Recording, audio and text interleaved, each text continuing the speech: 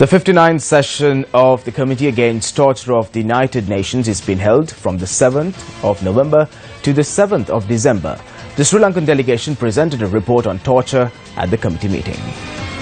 The Committee Against Torture is the body of 10 independent experts that monitors implementation of the Convention Against Torture and other cruel, inhuman or degrading treatment or punishment by its state parties.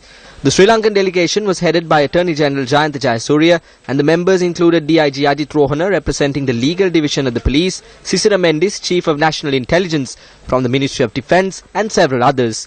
The committee has requested the Sri Lankan delegation to provide answers to several torture-related incidents in the country, such as the alleged attacks against journalist Poddala Jayantha, Lasantha Vikramatunga and J.S. Tissanayagam, as well as against lawyer J.C. Valyamuna. The Sri Lankan delegation, in its 31-page answer, has provided the progress of the above investigations.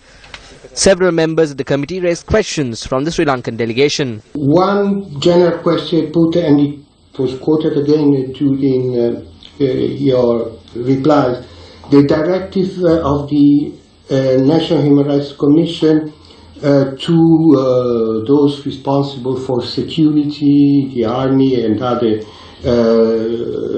public officials, as well as the declarations made by the highest authority of the state that torture is forbidden. Fine, but what I would like to know, what happens now in practice after these declarations. How many cases you had punished according to the law?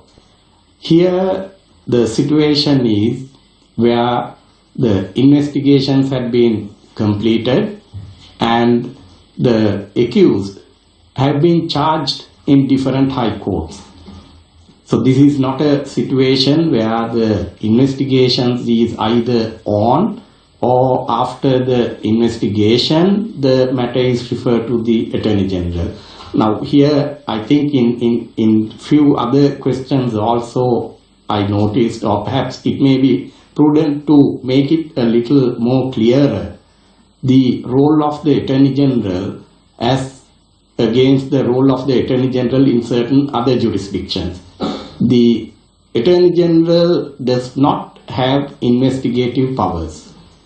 So the Attorney General's role is basically going through the material and then take a decision whether there is material to forward charges to court.